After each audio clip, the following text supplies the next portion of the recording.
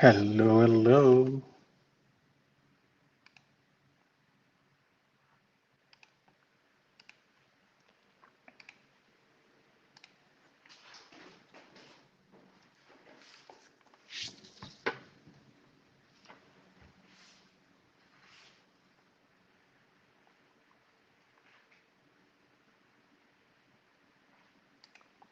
Hello, hello. If you're if you're around and you can hear my French accent, just say yes. Good evening. Super excited to be here, to be teaching croissant.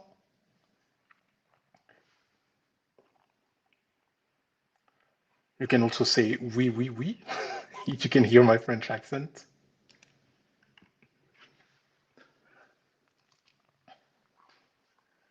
Oh, someone is from Malaysia, so just wondering where everybody is from. Which country are you logging in from right now?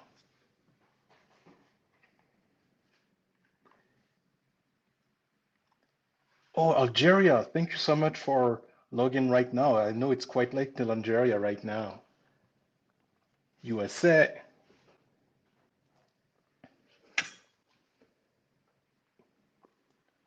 Wow, there's people from all over the world.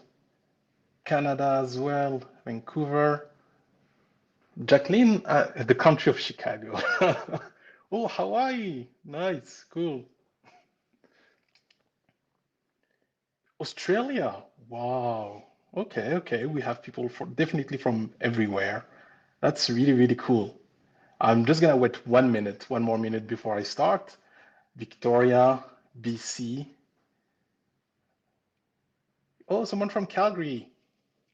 In case you didn't know, I'm from Calgary. I mean, I'm not from Calgary, but I've been in Calgary for more than 10 years now, so it's been quite a while.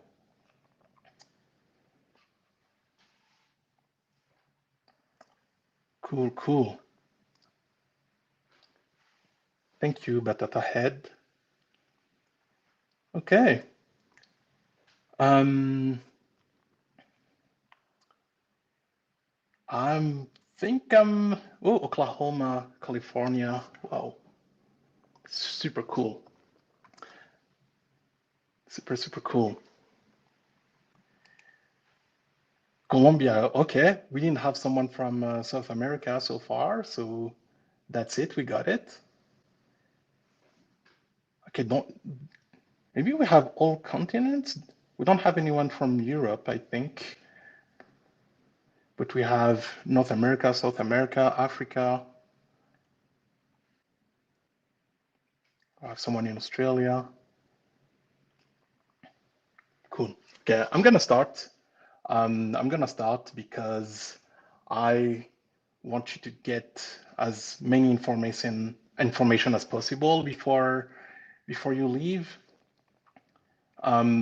I just wanted to give a webinar about croissant because croissant is my life. I love making croissant. I love eating croissant. So I thought I might, give you some insight, give you some information about croissant. And this is exactly what I'm going to be doing today. Um, so I guess that if you're here because you love croissant and you want to get better at making croissant. And it makes sense. It's not easy to make croissant. It's quite difficult. But I'm gonna give you a few tips just to get better, just to get to the next level. And you're gonna see like those are tips that took me years to gather, took me years to get, but you will see that those tips will be very valuable. Um, and I think it will also improve your confidence because I feel like most of the time when people are making croissant, they're so afraid of failures. They think that they're not going to be able to make it.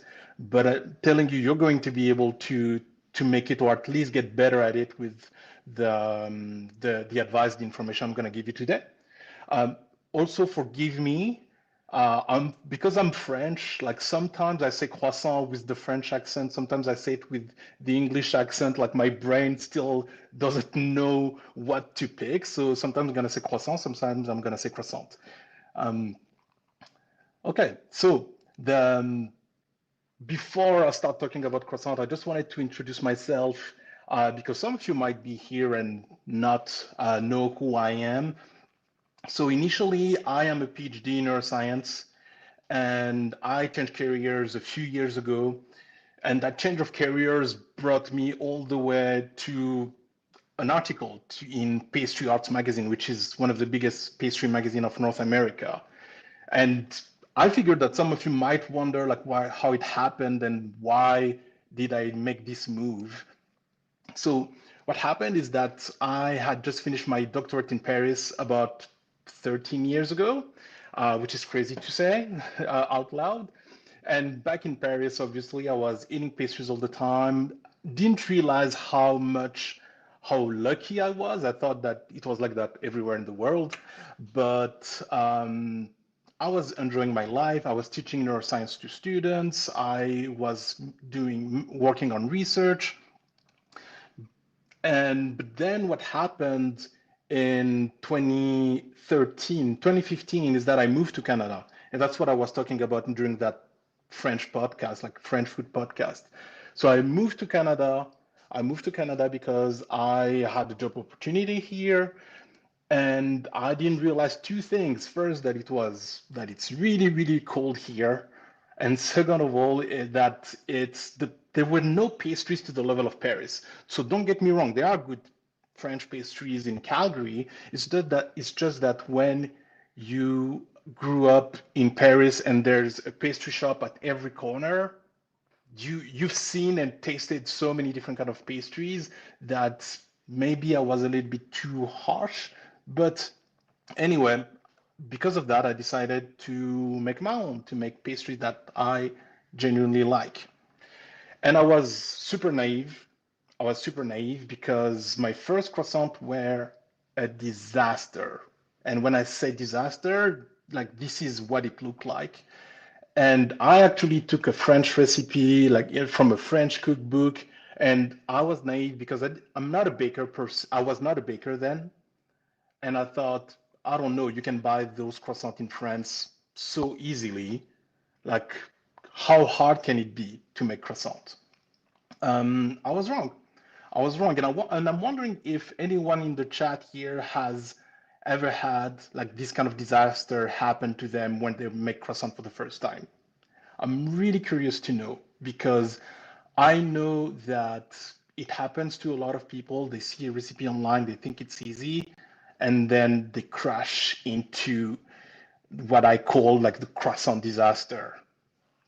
So I see someone saying that absolutely they've had that same experience, and it's humbling to be nice, if not devastating, when you didn't realize how difficult it would be. So for me, when it happened to me, instead of being discouraged, I was like, okay, I'm gonna see pastry as a scientific experiment because I'm a scientist. So I tried many different methods. I took notes. I tried to understand the chemistry behind the art of making croissants, so I would not fail again. And eventually, eventually, uh, it got better. It got better. I managed to make croissants that were good, quite good, after maybe 2 years learning by myself. And I see someone here is a teacher of pastry and who's saying that he teaches baking and pastry at the high school and see the disaster all the time. And it's expected. It's expected to see disaster if you've never done that before, because it's hard. And there's always like a few things that can trip you up, I meant, like proofing, like Patricia just said, proofing is definitely an aspect of croissant making that can trip people up. It's very stressful. But there's so many different steps that can make you, let's say, fail. And so eventually, I managed to make the croissant of my dream, which is the one on the right, obviously. But it was hard. It was hard. And because it was hard, I thought, okay, what can I do? How can I help other people? Because I struggled so much to get there. It took me years. And then I thought, okay, how can I make it so it's easier for people? How can I make it so people struggle a little bit less?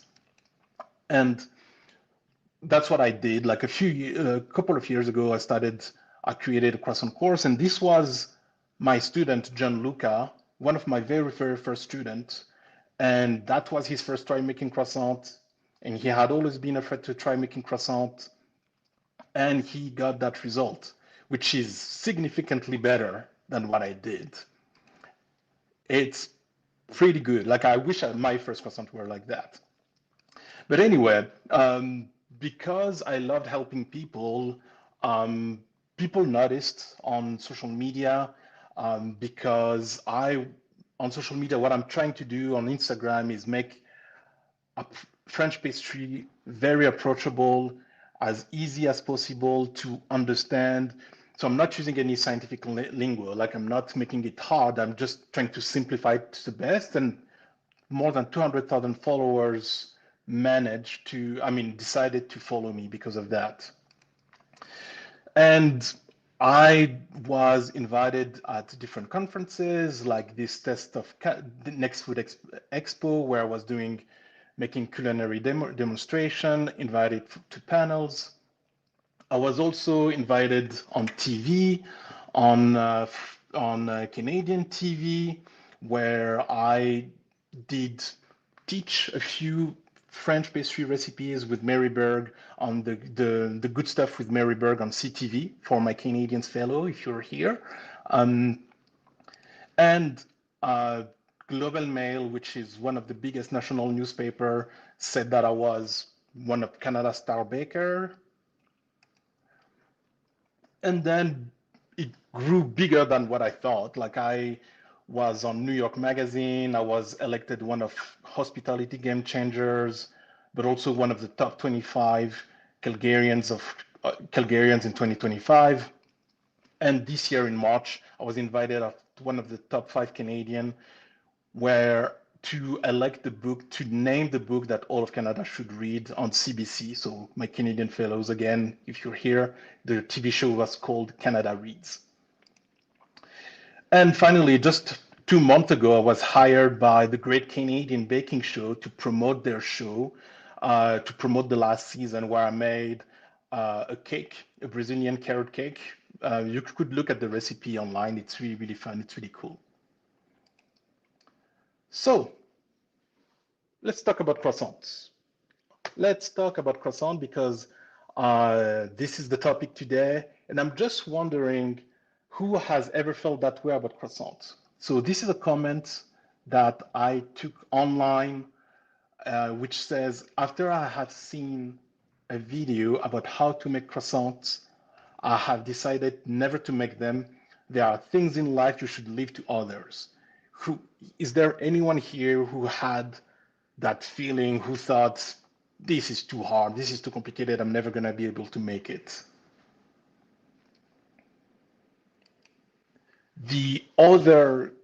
I saw another comment that said, I can't believe how much effort goes into making a little croissant. Next time I'm going to eat a croissant with full respect. And that's one of the things that I've seen so many people say, especially during my class. I give in-person croissant classes. And when I do teach people how to make a croissant, I have 2 reactions. First of all is, wow, this is a lot of work. 2, this is also very fun, because yes, it's a lot of work, but it's also fun. And I didn't realize how much work there was behind it. So making croissant is about mastering the dough. It's about mastering better. So that's why it took me so many years to master it, right? Because it's not just making a croissant. And like what a croissant is, and the reason why people get scared when they see the process is because For a croissant, what you have to do is knead your dough, put butter inside that dough, then fold it onto itself. And this process is what's going to create those buttery layers, the soft pillow inside, the crunchy layers outside. And you can see, like I can just see in the comments that some people say, yes, it looks too hard, it looks too complicated. Someone said that they did it 3 times and failed. So yes, they just go to the pastry shop, which I understand. Which I understand the feeling. I understand the feeling, and I really, really hope that today, with what I'm gonna teach you, at least you're gonna be willing to try again, and hopefully to, make those croissants again and succeed. So why why is the other reason why making croissant is difficult? I think one of the reasons why is because people look for the best recipe, the best recipe. And the best recipe is a myth. It's a myth because croissant for me, it's more about the technique. It's more about understanding the ingredients. And funny thing is that the croissants that you see on the left and the croissant that you see on the right, they have been made with virtually the same recipe. I say virtually because there were a few adjustments that were made, but in terms of the amount of flour, the amount of butter, the amount of water, the amount of every ingredient was the same. But on the left, I did not know what I was doing. I just picked any flour, any butter. On the right, I knew a little bit more about what I was doing. I knew way more about what I was doing, and that's how I got that result. And I think one of the reasons people get scared and fail at making croissants, it's the oversimplification of the process. Okay, that's one of my pet peeves, but one of the things that infuriates me is when I go online and people say, I'm going to teach you how to make croissant. And in 1 minute, they just, took the dough, like fold it, and it's like, it's so easy. Why can't you make it? And because of that, I think most people think when they fail, they think, oh, it's my fault. Maybe I'm not good enough. Maybe I don't know what I'm doing. That person just did that on Instagram in 1 minute and they gave me all the instructions. So if I'm failing, I'm a failure. And it leads to frustration. Again, you think you are the problem. You think that it's not, you're supposed to be better at it. And even YouTube, like it gives you some indication, it gives you a recipe, but most of the time it's focused on recipe, it's focused on technique, but it's not focused on the ingredient, on understanding the ingredients that are part of the recipe. And this is one of my students, Jennifer, who is a baker. She has baked for years. She knows what she's doing in the kitchen, and but for croissant, like it just never worked, it just never clicked. Even though she tried so many times, and she just said that other recipes just never went as planned. But now I have the technique that work and the reasoning behind them. So with my course, she managed to get the reasoning behind what she was doing and not just a recipe. And the croissant that she made with my course it was her most successful experience to date. So I see that, yeah, some people say that they went to baking school and it's still hard to do. Pamela, who's one of my students here, she's been in Paris and she realized how every morning people will start with croissant and latte, and probably Pamela as well. But yeah, um, making croissant is difficult. You're not a failure if you've failed. I failed many times at making them. You just didn't have the right tools. So I'm saying it again. It's not just because of your abilities if it didn't work. The choice of ingredients is important and not explained in recipes. What kind of flour do you need? What kind of butter? What kind of yeast and why? And for me as a scientist, I thought, okay, I want to crack the code. I want to understand. I want to control. I mean, maybe I'm a little bit of a control freak, but I want to control every parameter, what it does, why it does like that, so that when it fails, I can say, hey, it fell because of this. All I have to do is, change this or that. Because my goal ultimately was to make the process as easy as possible. And when you're a scientist, you do not just want the process to be easy, you want the process to be repeatable. I want that every time I'm making croissant, it works. And that's what I'm trying. Even if the ingredients are not the same as before, I can make it work. I've worked with many different ingredients to make croissant from different places, and it eventually worked. So, for example, there was one time I was hired by a culinary school. They wanted me to teach them how to make croissant, but they couldn't choose the flour that I usually use or the butter that I usually use.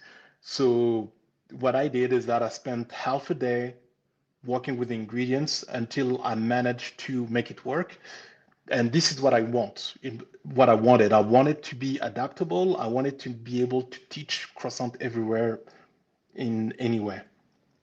So let's get to the tips. Let's get to the tips for making better croissant.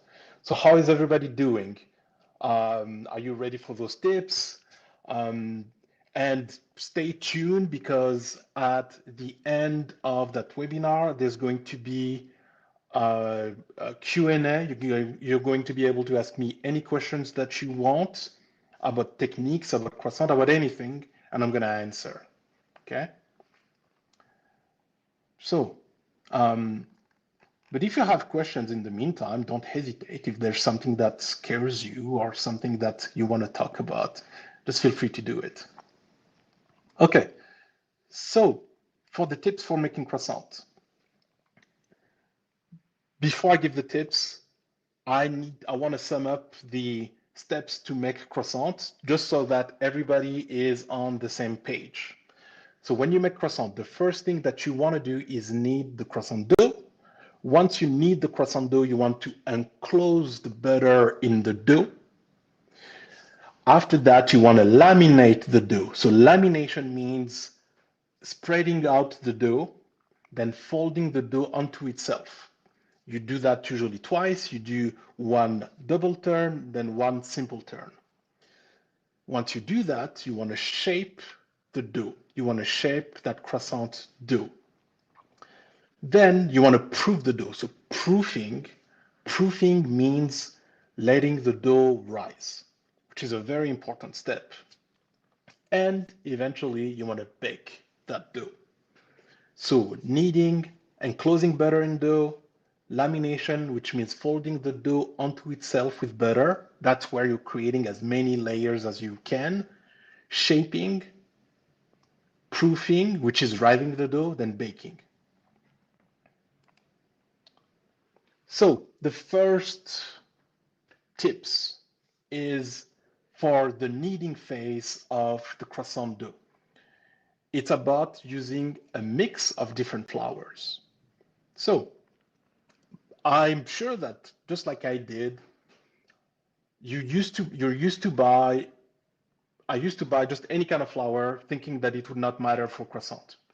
The recipe says 500 grams of flour. I'll just buy any kind of flour, just all-purpose flour, and thinking, hey, it's gonna work. I don't need to. I don't need to figure it out, because usually that's what the recipe said. They just say 500 grams of flour, and I didn't get at first why sometimes my dough was really hard to spread during the lamination process. Sometimes it was very easy. Sometimes my croissants were gigantic. Sometimes my croissants were like kind of flat, or at least smaller. I couldn't get it. I was like, okay, I'm doing the same thing every time. It's always the same. And I was like, I don't know what's happening. You know what? I'm just going to nail it. But then I tried a few different flours just to see what would work. And I realized that for kneading, the kind of flour matters. So by kind of flour, what I mean is that each flour has what we call a different gluten content. Are you all familiar with gluten? So gluten is what forms when you put water in contact with flour, it creates gluten, and that gluten uh, creates a gluten network, which is very important for your dough. So every flour has a different gluten content, and that gluten content will influence the spreadability of your croissant dough, the size, and the flakiness of your croissant. What does that mean? You have different kind of flours. So if you go to a grocery store, you can buy flour with a high gluten content, which is usually bread flour. So bread flour usually has high gluten content. Or you can buy flour with a low gluten content, which is pastry flour or cake flour. When you use flour with a high gluten content, bread flour, think about it. When you make bread, you want that bread to be as big as possible. And this is what's going to happen with croissant. Your croissant, if you use only bread flour, let's say you use 100% bread flour, your croissant will be very big. If you only use pastry flour, your croissant will be quite small because you're using pastry flour to have very light and delicate cakes.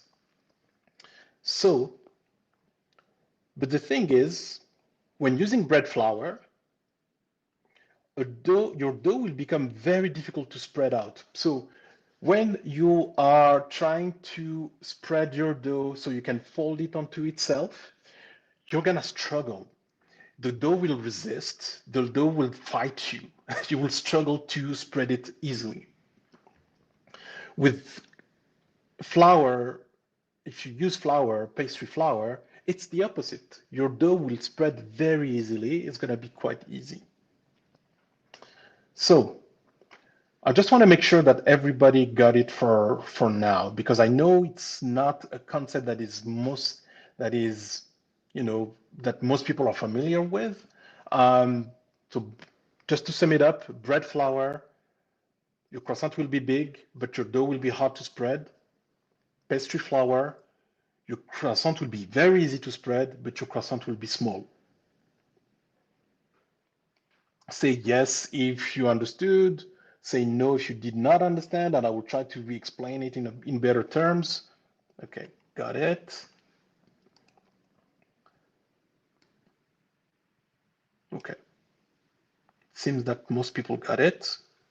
Cool. So what I do is I use a mix of flours.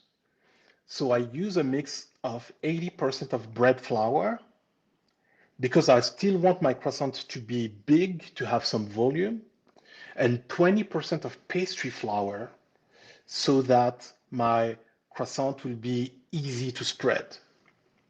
I don't know if I can, no. So for example, if I give you a recipe, my recipe has 500 grams of flour. And what I usually do is I use 375 grams of bread flour and 20% and 125 grams of pastry flour. This way, I can have a right balance of bread flour and pastry flour. This way, I have the best of both worlds. Some people do 50% bread flour and 50% pastry flour. When they do that, what's going to happen is that they have a very easy to spread dough, and which makes their life easier. But maybe the croissant will be a little bit smaller. So it's up to you, but this is my preference, is 80% bread flour and 20% of pastry flour.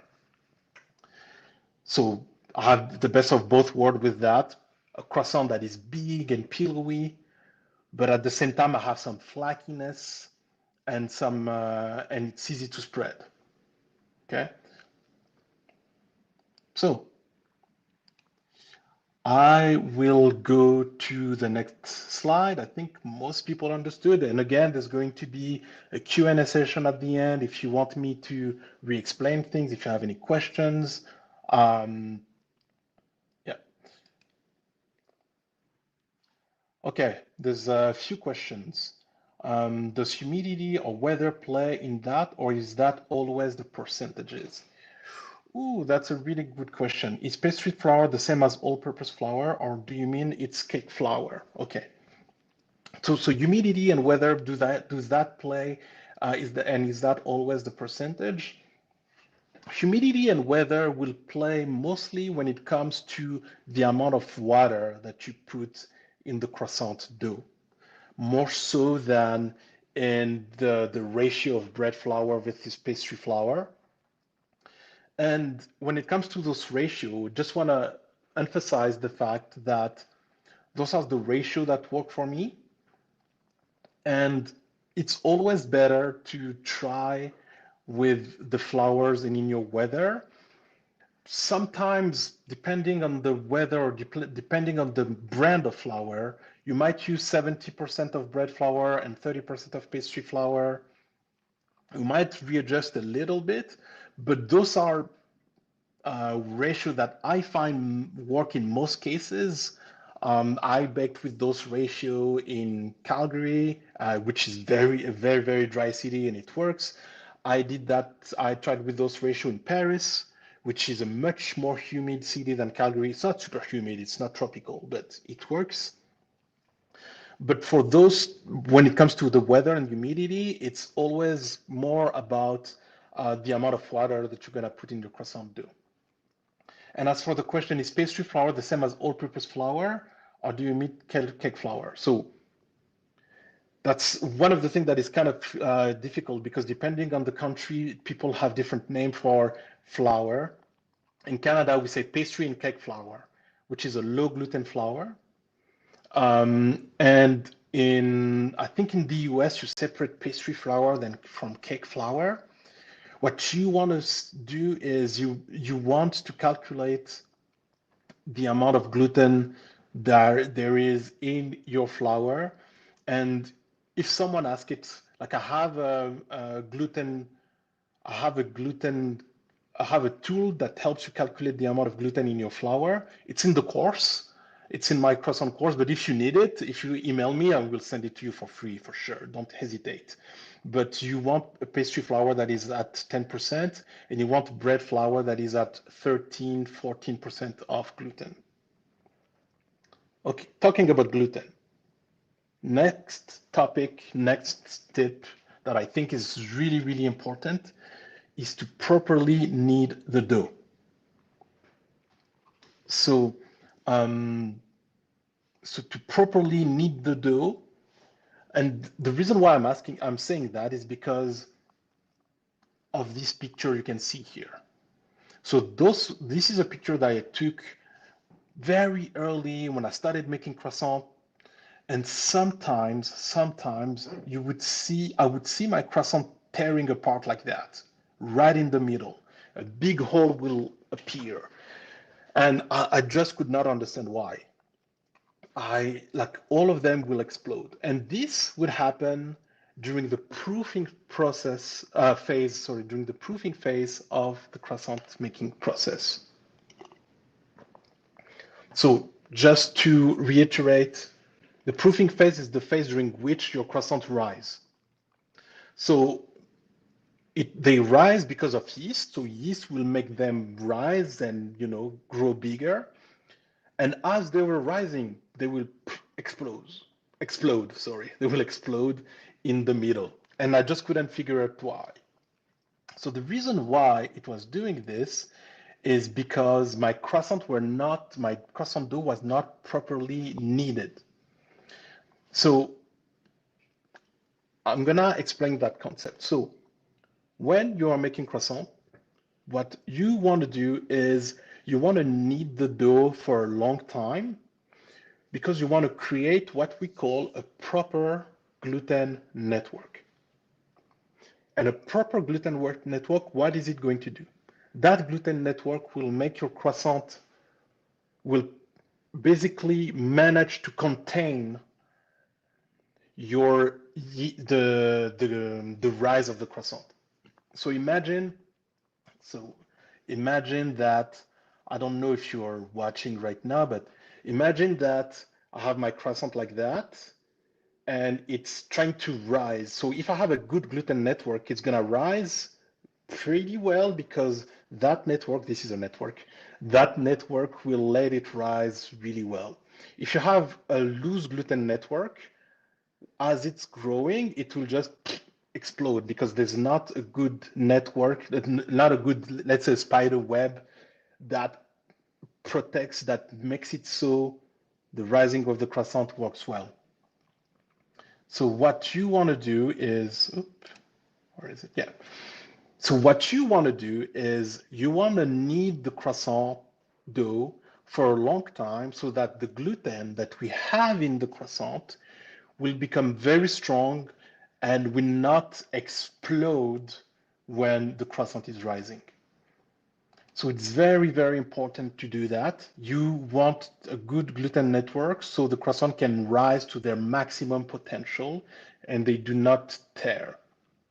And I don't know if some of you had croissants that were flat, and most of the time it's because of that. It's because your croissants start to rise and it just explode, and it becomes flat. So a good way to do this is to knead for as long as possible. And how do you know when it's needed for long enough? You're using what we call the window pane test. So here, I don't know if you can see well, this is my croissant dough. And you can see through. This is, I don't know if you can see, but those are my fingers behind it. You can see through the croissant dough. So here, what I did is that I kneaded the dough for 5 minutes at low speed and approximately 15 minutes at medium speed. Now, I want you to know that those speeds are will not be the same for everyone because it depends on whether you have the same stand mixer as me, or if you have a different one. Like right behind me, I have two different ones, and I don't have to knead for the same amount of time. But it's just approximates times and speed that you have to use. What I want you to focus, and that's what you have to focus on every time you're making croissant, is texture rather than the amount of time, because it will, depending on where you live, it might be different. So you want to have that window pane texture. You want your croissant dough to be very elastic. You want that croissant dough to be very smooth so that when the croissant will rise and it will stretch very easily, just like it stretched when I took the croissant dough with my fingers. How is everybody doing?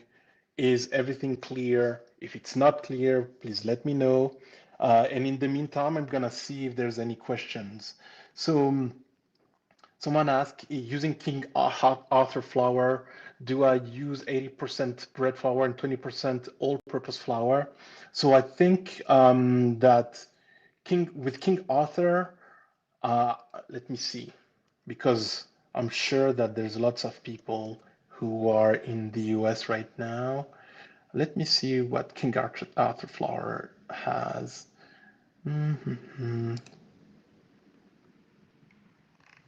So yeah, so bread flour that King Arthur has is 12.7%. Okay, and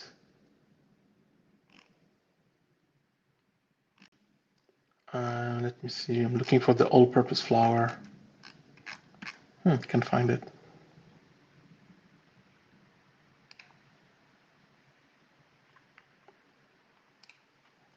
Okay, and the all-purpose flour is, yeah, I would, this is exactly what I would do. I would do 80% of 80% of bread flour and 20% of all-purpose flour. So the question is, I thought cake flour has cornstarch in it in Canada. Um, I think that, hmm, let me check about that. But I don't think so, but I'll check again, Pamela. Because that's what I've been doing. I've been using a mix of 80% of bread flour and 20% of pastry and cake flour in Canada. That's what I'm using. Okay. Um, is there anyone who didn't get what I was saying about how to knead your dough, how important it is to knead your dough? Or if you got it, just let me know. I'll be happy to re-explain if it's not clear. Oh, okay. Is it possible to over knead your dough, and how could you tell that it is over kneaded? Huh. Is it possible to over knead? Yes and no. Um, Technically, it's not possible. It doesn't matter if you over knead your dough or not. What the problem is, if you knead for a very long time, the temperature of the dough will increase. And when the temperature of the dough increases, the yeast in the dough will start to activate. And what would happen then is that it will activate so much that it will decrease the power, the rising power of the croissant at the end of the process. And what we like in baker's term, if you knead for too long, we said that you burn the yeast. Basically, you're heating up the yeast so much that it's not going to be effective anymore. So you can not really over knead the dough. I mean, you can, but before that, you're gonna burn the yeast, and you're not gonna have a good croissant result anyway. And I always suggest when you're kneading the dough to check the texture of the dough, like every, let's say, 5 minutes, just to see if it's at the right texture, like with the window pan. What you do for that window pan is that you wet your finger just a little bit, and you take the dough by your fingertips and you see if you can stretch it. Okay, next slide, butter. So butter is one of the things that obviously it's one of the main actor of croissant. This is what makes the layers of croissant. This is what makes them very difficult. Very delicious, I meant. Um, this is so butter makes the butter. Butter is life. But oftentimes there's yes, butter is very delicious, but it's also what makes but it's also what creates problem, let's say. Because there's two, three things that happen with butter that can make your life difficult. First is what we call marbling. So marbling is when your butter tears apart, breaks during lamination. And usually it's because your dough is too cold, sorry, your butter is too cold, or if it happens if your butter is too cold, or if your butter is not pliable. The second thing that can happen is the butter melting during proofing. And I'm going to talk about this later as to why it melts. And then the other thing is that the butter fuses into the dough. So this happens when the butter is too hot. Okay. So one of the problem is, like I said, the butter breaks during lamination, the butter marbles. And when the butter breaks during lamination, what happens is that your butter you will not have the beautiful layers, and your dough will be you will not have a honeycomb, you will not have those airy pockets, you will just have a very good brioche, but it will be more of a brioche. So how do you make this better? How do you make your butter more pliable and less likely to break as you're laminating? So there's something called plasticization. So it's a very fancy word to say beat your butter down. You really want to beat your butter to make it pliable and softer. So this is one picture of the course that I have. So basically, what you want is you take your butter, you put it under 2 sheets of parchment paper, and you beat it until it becomes softer. And you might think it's crazy, but if you go to any bakery, I went to see my friend at Mary Bake Shop, the chef. Mary Bishop is a croissant place in Calgary where they make exquisite croissant. You go there during croissant making, you will see the pastry chef there just beating butter with a rolling pin to make it as pliable and softer as possible. It's very important to do that. There's also another way to make your butter pliable and softer, which is basically cutting your butter into small cubes, putting that in a stand mixer, and with the paddle of the stand mixer, just make the butter as soft as possible. So this is how you plasticize the butter. Um, let's see if there is any questions. Someone asked me for kneading, do you do the 5 minutes on low first or second? So for kneading the dough, I knead the dough for 5 minutes on low first. Oh no, you mean on the kitchen at low? Yes, it's on low. What if you were kneading by hand? So someone is asking if you're kneading by hand. So it's possible to knead by hand, actually. In my course, I'm actually showing how to knead by hand. It's possible. And honestly, how long it takes, it really depends on the person and on their technique. For me, it takes me about 15 minutes of kneading. And it's really me, just pushing the dough like crazy for 15 minutes. And, that's a very good workout. For some people, it might take less time. Like if you've been kneading by hand for a long time, it might take 12 or 13 minutes. For other, it might take 17. The only thing that matters, as always, is really to check the texture of the dough every 2 to 3 minutes to see if it became very soft and easy to use. So let's go to the next slide and let's talk about butter.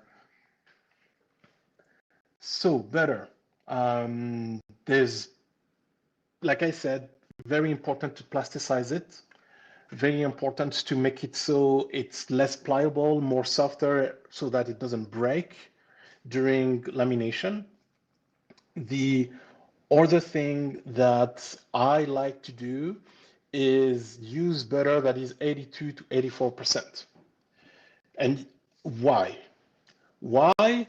Mostly because butter that is 82 to 84% has what we call a lower fusion point. What does that mean? That means that, higher fusion point. There's a mistake here. So that means that it melts at a higher temperature. And why is it important? Because, like I said, there's a phase of the croissant making process, which is called proofing. And during that phase, what you want to do, you want to leave your croissant at a temperature of about 26 to 28 degrees Celsius. A regular butter will melt at this temperature of 26 to 28, whereas a butter that is at 84% will melt at 30 degrees Celsius. This way, you can make sure that your butter will not melt as you're proofing it, as you're proofing your croissant, because this is what usually happens. That's why it's very important always to use a butter that is at 82 to 84%. Okay, I'm just gonna answer a few questions because those questions are about butter. So someone says that they're using a butter, Vital Farms. I know that farm, it's in Calgary, 85%. It's a great butter. I really, really like this one. Someone said, can you let the dough in the fridge so the butter doesn't melt? So you can let the dough in the fridge during the lamination process. So as you're folding the dough onto itself, it's actually important for the butter and the dough to be as cold as possible. But there's a moment in time, which is the proofing time, right after you shaped your croissant, and you will have to let your croissant in the fridge at room temperature, because in the fridge, they would never proof, they would never rise enough. They will stop at some point, so we'll have to let them at room temperature. Someone asked me, some Canadian grocery store butter that plasticize better than other. The brands that I personally use in Canada are I like Gayle. So Gayle, Gayle.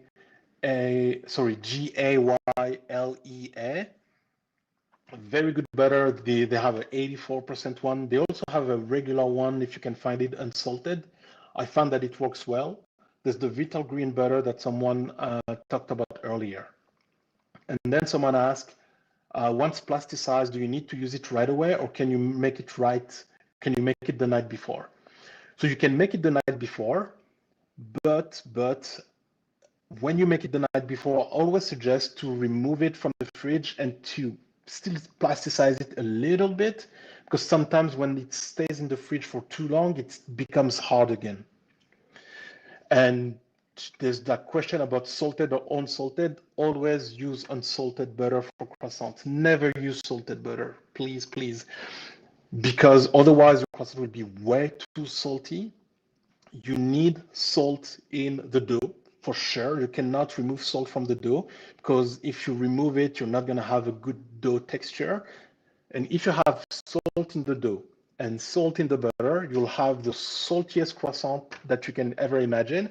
It might be good, but I do not recommend it. Okay. So next slide. And I'm not saying that because I'm French, but I have to say it.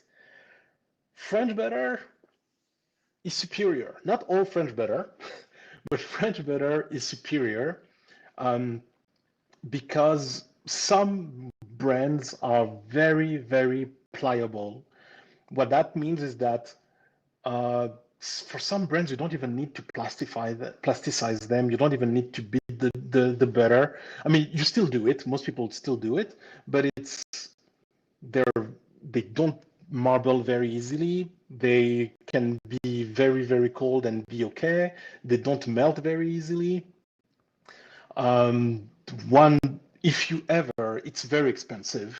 But if you ever find the butter called Lescure that you can find here, that you can see here, Lescure is an amazingly good and crazy butter.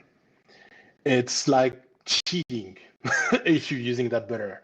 But it's either not available, like in Canada, it's impossible to find, or it's very, very expensive. Some other butter, like for example, in Canada, you can find, I'm pretty sure you can find Isigny, but it's so expensive. I don't think it's worth it.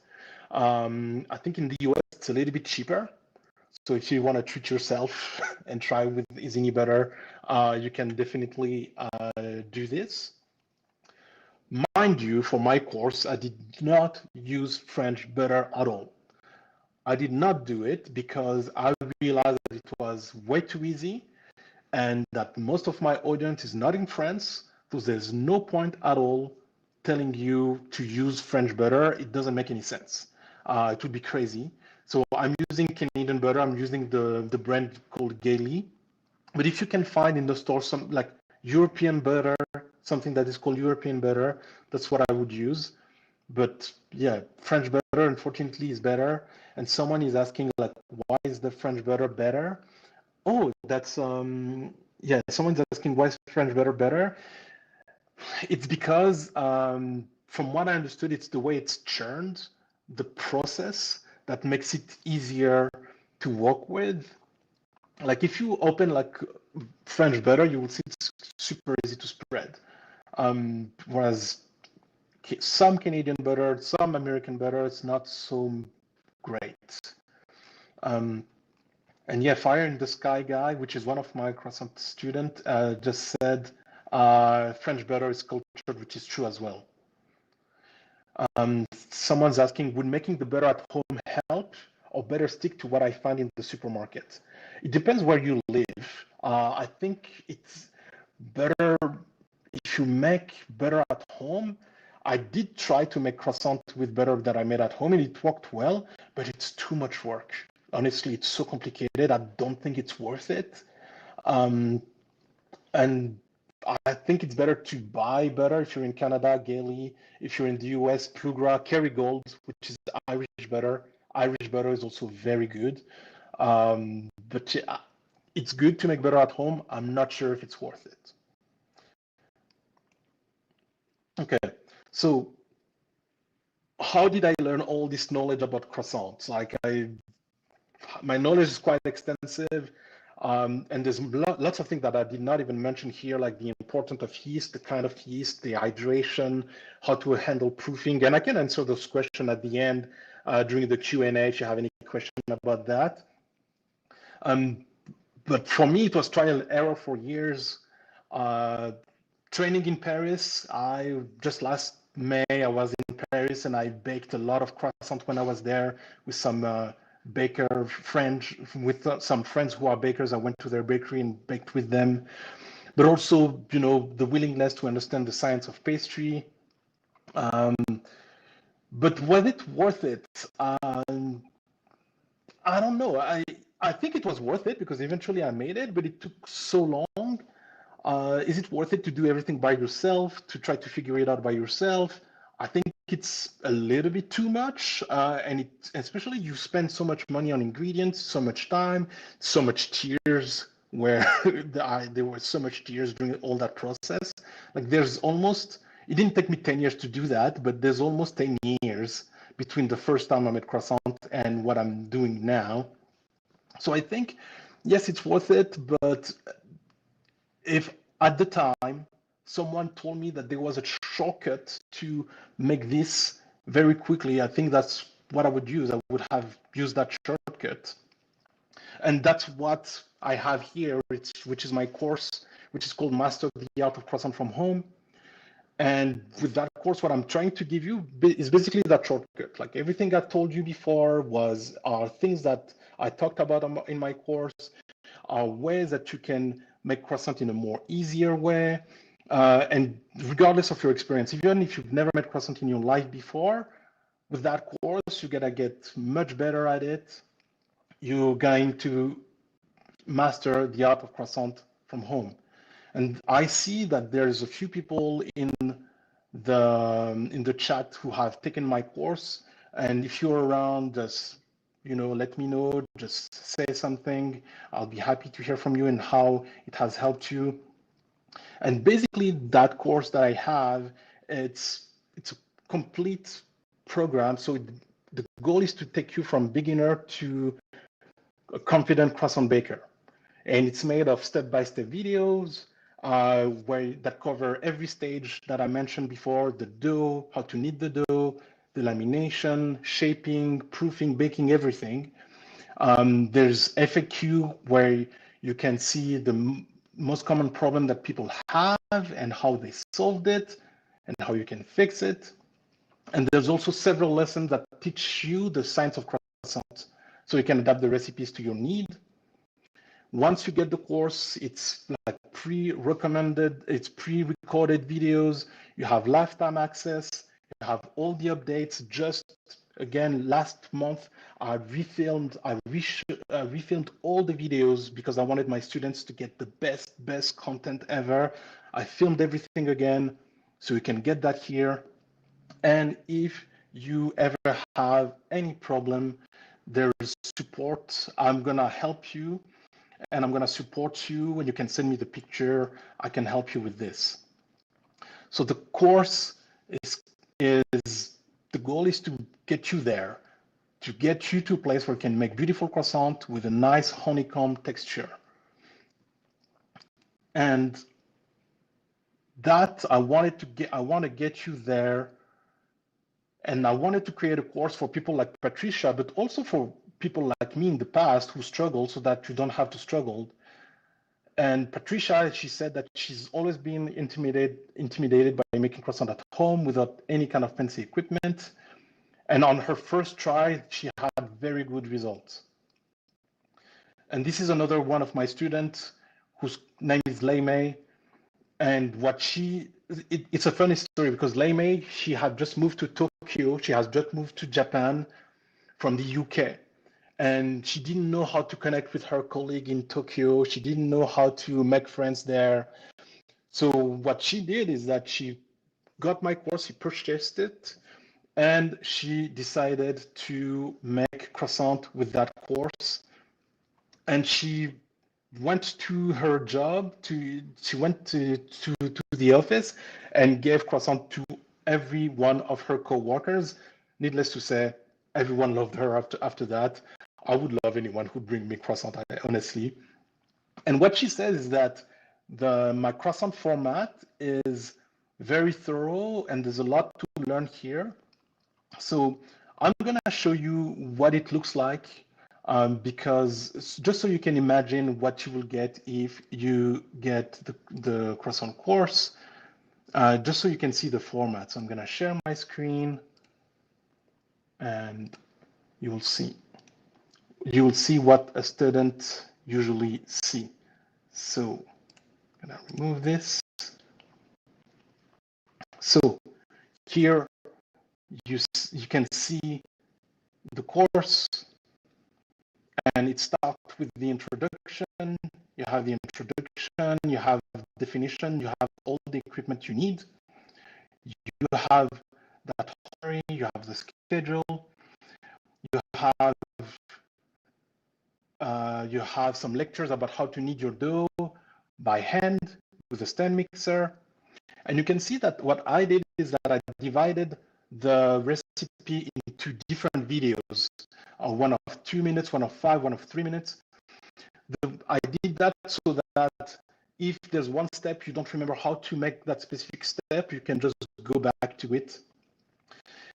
There's also everything about lamination, how to roll the dough, obviously, the first fold, the second fold. And I think what's cool about that is that if you click on one of the lectures as a student, so for example, here, preparing the dough for lamination, so you have the video that shows you how to make it. You have the PDF that gives you a summary, but you can also leave a comment and say, hey, Saeed, I did not understand this thing that you did at that time. And if you leave a comment here, you can see here it's Walida who left a comment here, and I responded and tried to help her to the best of my ability, right? So you're not, what I meant by that is that you're not alone. It's not just me selling you a course and then running away and I'm never to be seen. So you have all of this here, all the process, questions, why are my croissants flat, why does my butter marble, all of this. And finally, the science of croissant. So I did it on purpose, I left it for the end on purpose because I didn't want people to be overwhelmed. The whole course starts with the process because I want you to start making croissant. And then when it doesn't work, you can go to the FAQ and be like, okay, maybe it doesn't work because of A, B, C, or D. What percentage in butter? What about the yeast? What kind of yeast? What kind of flour should I use? The importance of temperature, which is something I didn't talk about today, but dough temperature, room temperature, it's very important. And then there's like 2 lives that I gave before that were about croissants, and so I left them here so you can refer to it later on. And the reason why I decided to talk about the science of croissant is because of this. This is one chef who took my croissant course, and he said that what was really important to him was not the recipe. It was learning about fat content, temperature, the amount of yeast. And this is where he was making mistakes. Because again, the recipe is great, it's important, But understanding what you're doing is even more important, because then you can realize what mistake you're doing and you can change them. And there's more than 300 bakers who have taken that course, and some of them had given up before and eventually decided to make croissant with my course and finally managed to succeed. Just like Huda, who said that after several times trying to make croissant, she finally got the most successful attempt. And when you get the course, it's a lifetime access. This is, you'll get it forever. You don't have to pay any monthly payment. It's just once. Like I said, personal support. If you need any help, I'm going to be there for you. So the price, you might be wondering. So you have this, again, chef who said that it was one of his best course and that it would usually cost hundreds of dollars. So I want you to imagine how much it must have cost, because it's probably quite expensive. And actually, like a few months ago, I gave a class to professional bakers, to professional chefs, and they paid $1,000 to attend the class with me so they can learn like how you can make croissant. But honestly, I think $1,000 is a little bit too much. And also I can see myself in you, and I realize that most of the time, most people don't have $1,000 for that kind of class. So the regular price is $199 US. You have the whole croissant video method. You have the videos teaching the sense of croissant. But because it's Black Friday, right now, the course is at $149.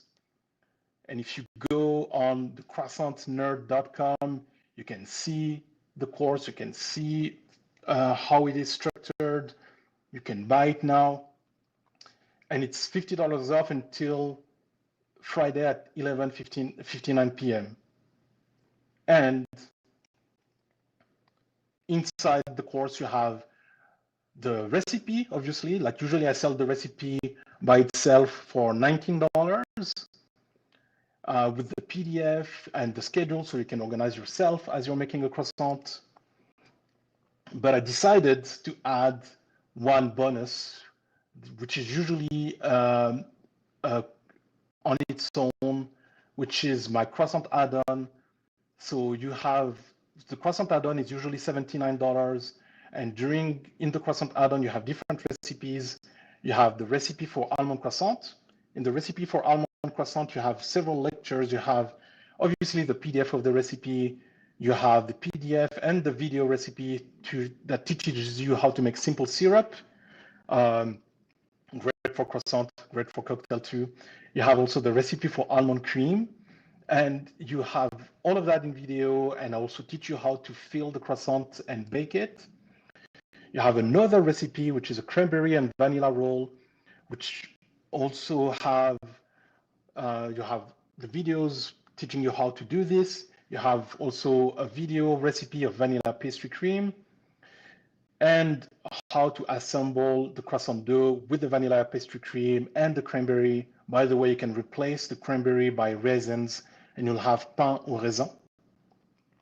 You also have the recipe for bicolor croissant. So this is like a little bit more technical. So it's a recipe where you get everything that you need to make colors with croissant with two colors. Here I made croissant dough and chocolate dough. And on top of that, you have the chocolate crémeux recipe that you can use to fill the croissant dough if you're feeling naughty. And you're gonna have in December, if you take the course today, you'll get the bonus recipe. And in that bonus recipe, you'll get in December the chocolate and vanilla pain suisse recipe, which is like what we call the cross-section croissant, which is beautiful, a little bit more technical, but when you're ready for it, you can definitely get it. And if you're one of the first 20 people to sign up to the course on croissant-nerds.com and buy the course today, you will get a croissant coaching call. So it's going to be a group call where it's just going to be me and you. We're going to talk about your croissant problem, and we're going to spend time trying to figure out what's happening, if it's not working for you, or if you have not tried, how can I help you start?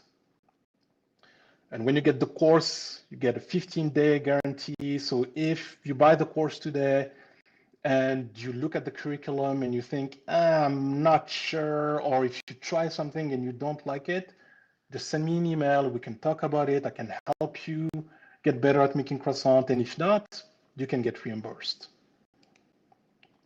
Just a few testimonial here, just to show that the croissant courses work not just in the US or in Canada, but everywhere in the world.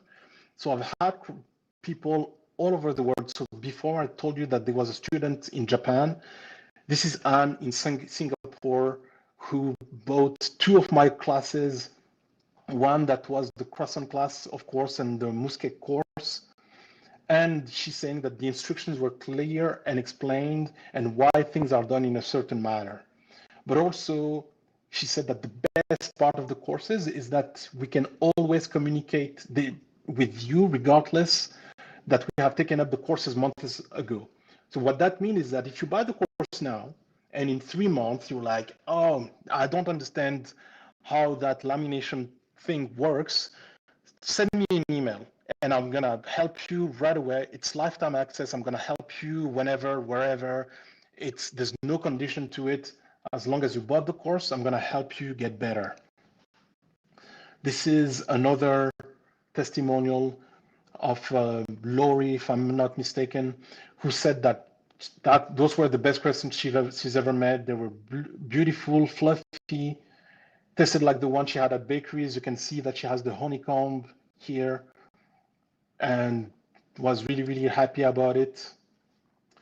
So just to sum it up, if you go right now to croissantnerd.com, you get obviously the croissant course with downloadable recipes and scheduled PDF. You get also the croissant add-on recipes, usually $79, $0 today, $0 for the PDF. If you're one of the 21st to buy the course, you get the coaching call that is usually $150, so you get it for free. So what that means is that you get for $149 what you usually get for $300. And I think I'm gonna stop there because it's Black Friday. If you go on croissantnerd.com, so let's go there. I'm gonna show you. If you go there,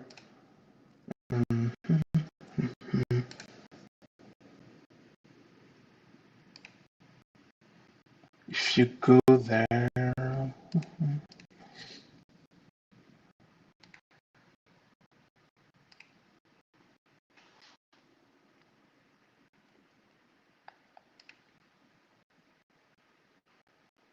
okay. So if you go to the croissantnerd.com, yeah. So you can see that the order is already there. So the croissant course, you have the code webinar, so you already have $50 off. Here's where you would put your credit card information if you want to buy it. And then you can add things. So make sure that then you can add also, if you want, the mousquet course for Black Friday. So it's usually $199. I never made a promo like that big, but I'm put it on 75% so that if you take the bundle, the croissant course and the mousquet course, which is a course where I teach how to make mirror glaze and mousse, and very scientific as well, but in simple terms, you can have it for only $49, and $10 if you want. You can add it for $49 here. So it's all on the croissantnerd.com. There is no pressure to buy any of this. obviously. Um, all I want is basically give you a shortcut, like what is in the course is like a longer version. I mean, actually more summarized. I don't talk that much, but I talk a lot and I explain things in very simple terms just to make sure that you can succeed. And basically that course is for you if you've tried croissant before and you failed. It also works if you've met croissant, if you've never met croissant and want to try it without stress, if you want bakery quality results, if you want to impress your friends and family. It's not for you if you expect instant results. And I want to emphasize that because yes, it's very likely that your first result was going to be very great with my course, but you might be like, oh, it's not perfect. It's going to take you probably 2 or 3 times to get better and get a very, very good result, but you have everything needed to get that perfect result. You have the FAQ, you have the science, and you can reach out to me if you need anything. And if you had delicious croissants coming out of the oven, obviously it's not for you. And what you need for the course is just a rolling pin, a bowl, a scale. So a scale is optional because I know that some North American will be scared when I say a scale, but I really, really, really recommend it. I really recommend it because one thing I know is that just a 10-gram difference can make or break your recipe. So if you can buy the cheapest scale you can, if not, you can always change the recipe. And what makes this course different, like I said before, you can ask questions directly in the lecture. You can always, always email me your questions and picture for personal help. If you buy the course, you are not alone. It's not just you against the world of croissants, okay? Okay, so now it's time for the question period. Let me know if you have any question. Let me know if there's anything that you're wondering about the croissant method, anything I can help you with. In the meantime, yeah, if you want to buy the course, if you want to be one of the first 20% to buy the course, it's croissantnerd.com, and you're going to be able to buy it there. Okay, let me see what kind of comments you have, and if you have any question. So, I can see, okay, someone asked me, what is my favorite yeast? I like using dry yeast. I like using dry yeast because most of the time dry yeast is more stable than fresh yeast. There's always that debate between fresh yeast and dry yeast. The thing is that fresh yeast gives a little bit more flavor, but sometimes you'll go to a grocery store and you will buy fresh yeast, and your fresh yeast will be just expired, and you'll make croissants and they will be flat, and you will think that it's because your technique is not great. You'll think that you do not know what you're doing, but actually it was the yeast that was not good. When you're using dry yeast, the great thing about it is that you are sure that it's going to be perfect when you open the package, but also when you leave the dry yeast in the fridge, it's going to be stable for at least 3 months. And if you leave it in the freezer, it's going to be stable for 6 months. When it comes to, so I like to use the brand Le Safre, Lesafre. I think it's or Red Star yeast. I think those 2 brands are the best brand of yeast that you can use for dry yeast. So using the laser thermometer is critical to check temps of dough and butter. I would say yes and no.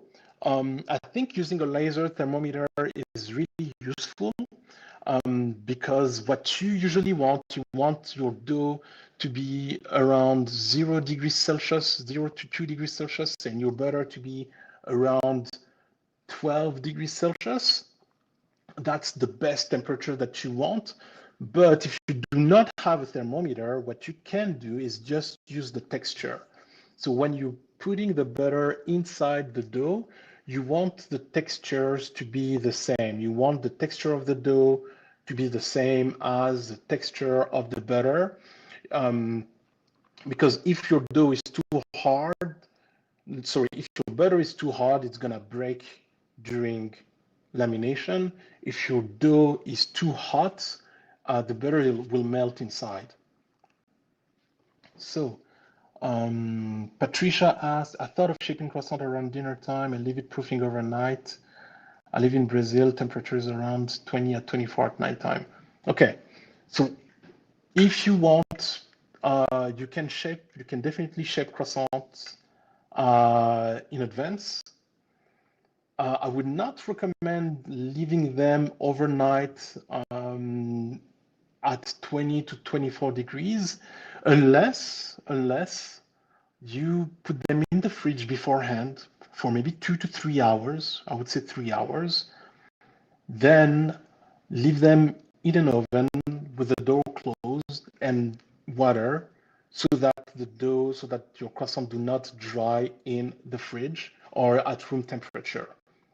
You want your dough you want your croissant as they are proofing to always stay moist. You don't want the skin, you don't want the top of your croissant dough to dry. Otherwise, it's not going to work. Someone's asking about the French pastry training. I don't know if you were here from the beginning, but yeah, there were lots of questions asked before then. I also taught a few things about kneading, about rolling the dough. So I'll send a replay of that video tomorrow, just so you can get better at it. Any questions?